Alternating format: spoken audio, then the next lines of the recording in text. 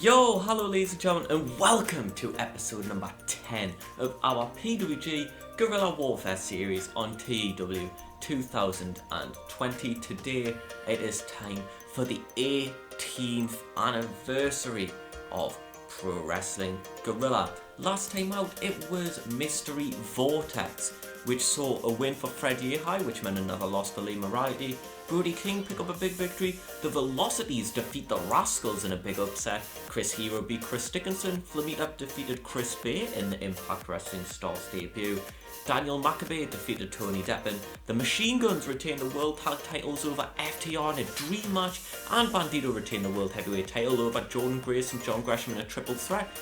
And then that saw the return of Speedball Mike Bailey to PWG to save Bandito tonight. Bandito is not here, but Mike Bailey is, and he's against John Gresham. Let's jump straight into the show. We do have a few new faces and a few people who have left. I'll try and remember to get into that after the show.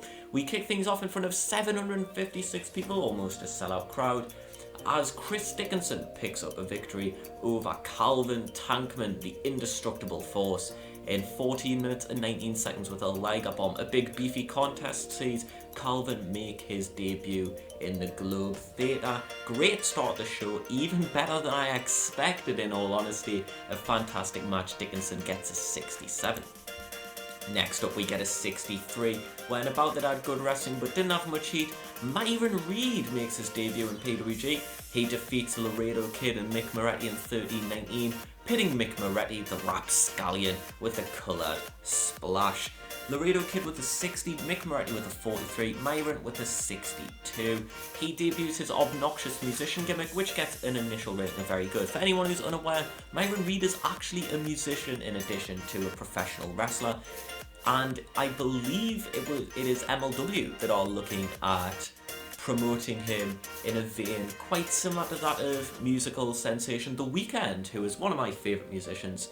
And Myron Reed, I feel like we can bring him in and we can try to replicate that to a bit of a lesser extent, because MLW has weekly television. We're running virtual wrestling shows once every 6 weeks. It's not quite the same. You know, MLW wish they could do this. But yeah, so we've brought in Myron Reed. He's someone who's been tearing it up in Major League Wrestling in this save. I was initially going to bring Jordan Oliver with him because, of course, those two make up the duo of Injustice in MLW. I don't watch MLW too often anymore. I find the fusions often quite underwhelming, but they are always the highlight of the show when they are on it. But unfortunately, Jordan Oliver has a severe injury in this save. I think it was like a herniated disc in his spine, which is not very good. I was also looking at bringing in Violences Forever, but I could only get Kevin Koo because Garinia's out for a year with a shattered knee, which sounds awful. And another fun fact about this match, initially, I was planning on awarding the victory to Laredo Kid because I thought he's an exceptional talent, and I've not used him too well in this save. But I thought about it and I thought, he's 34, and Myron's a lot younger, and Myron's getting great ratings in MLW, and the more I thought about it, I thought, there's more I can do with Myron. I've already got luchadors like Bandito and Flamita and Dragon Lee, who I'm protecting a lot in this save. Do I really need another one of those? And I felt like it's a bit better to, give the win to a young up-and-comer such as Myron Reed, as the match got the crowd buzzing. After that, we get a 33. Wow, I'm astonished. In a decent match, ACH defeats Lee Moriarty in 15:56 with a crane kick. ACH with a 44, Lee Moriarty with a 39. They just don't click at all. The bout had a lack of flow noticeable, and it was too short. What? It was only a storytelling as well. Why was it so bad? Oh my god. Right, remind me to never book those two against each other. Flippin' Nora, that was awful. The less said about that, the better. Let's move on. Up next, we have a 62, where in a bout that had great wrestling and a decent reaction from the crowd, Chris Hero defeated Australia's resident caveman Ugg. He beats him in 12 minutes and 17 seconds with the Hero's welcome. Hero with a 72 to Ugg's 49. Impressive from Ugg given his lack of popularity in the region. Chris Hero with an excellent 72, starting to hit the big boy ratings there. Another big win for him. A win against a fellow big beefy man as well. And we know that he's kind of heading towards a collision course with Brody King.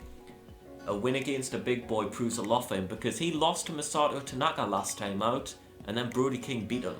Hero really needed this victory and he just got it.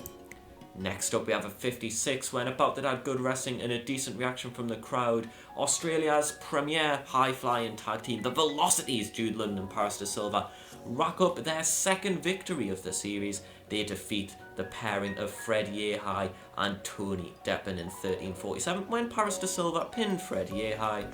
Yehai gets a 69, Deppen with a 54, 47 for Paris, 44 for Jude. Great chemistry from Yehai and Deppen. Tag team specialist bonus from the Velocities. Too short for an important match, but it did get the crowd hotter. If you're not aware of who the Velocities are, then believe me when I say that you are missing out. They have a match against Jack Bonser and Mick Moretti, also this save, on YouTube from PWA Black Label from about 2 years ago, I think. Granted, one of those years since then was spent a pandemic. So, you know, it's not like it's ages and ages ago that I'm recommending, but it's a fantastic tag team match, one of my favourite tag team bouts of all time. Up there with the likes of the Hunter Brothers versus the Sumerian Death Squad in Progress, and definitely quite similar, if not on the level, of the Beer Money Inc. versus Motor City Machine Guns feud of 2010 in TNA. But yeah, again, a great match there. Great performance from Freddie High between a great team and a great pairing in this save. But that's a loss for Tony Deppen and Freddie High as a team. 2 in a row for them, I believe. That's 2 losses in 2 shows for Tony Deppen as well. Is he holding Fred Yehai back? As Yehai did far better than him. He carried the match as well, head and shoulders above everyone else. Could there be some dissension building there?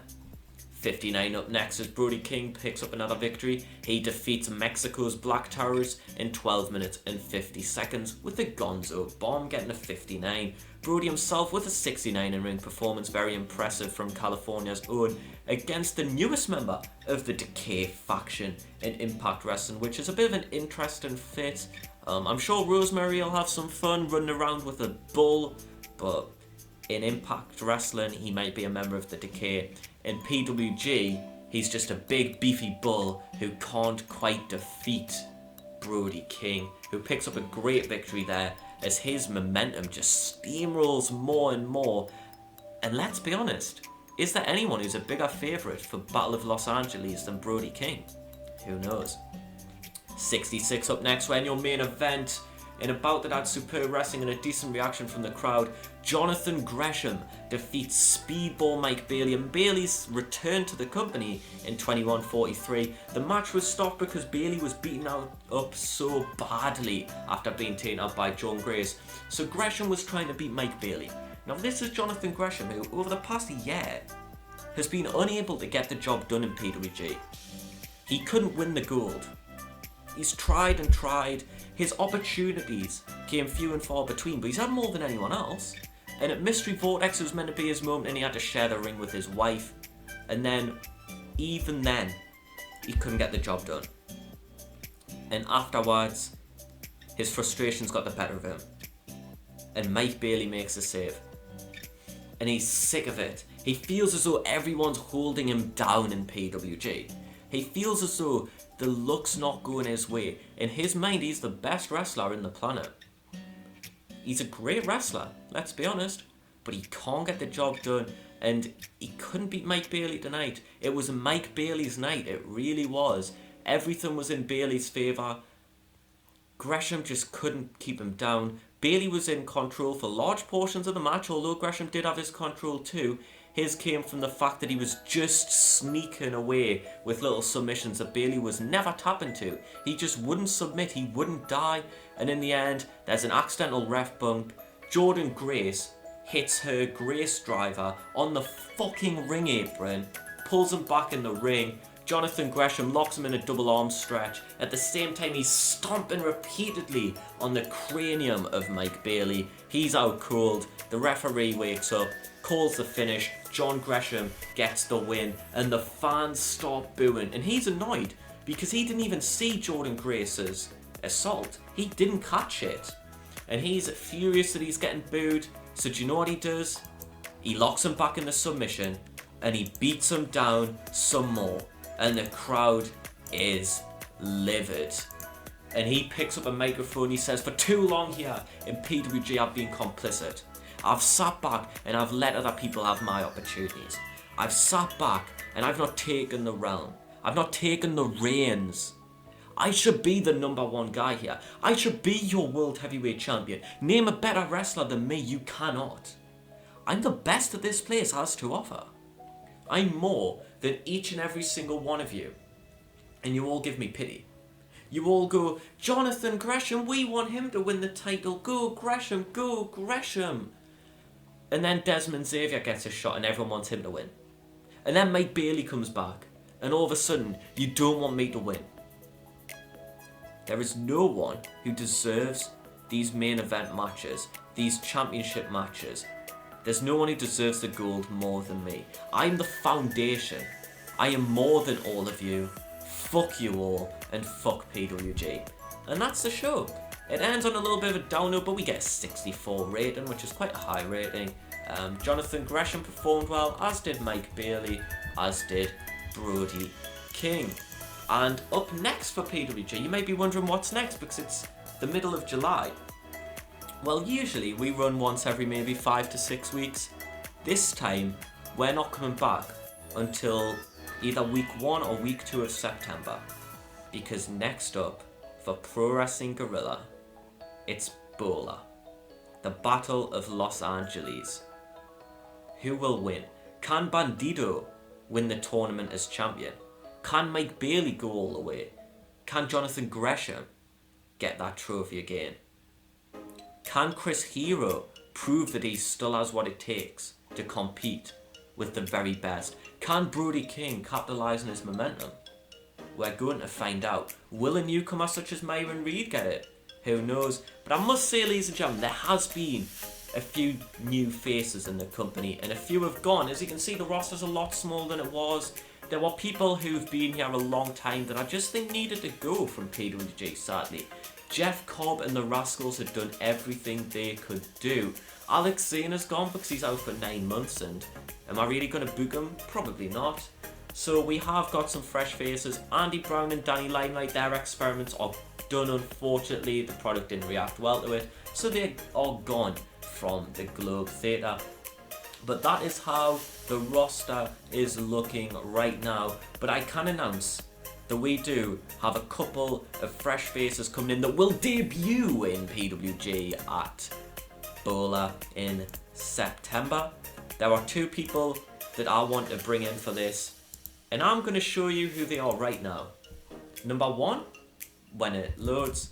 Number 1, where is he? Why is he not called that? He should be called that. Well, this is awkward, isn't it? Number 1 is Buddy Murphy is coming to BOLA. I'm going to give him 3 appearances, right? But it's a 3-month contract. So if he wins BOLA, he'll be back. If he doesn't win BOLA, then he probably won't be back. So let's see if Buddy Murphy will win BOLA. He is your first entrant.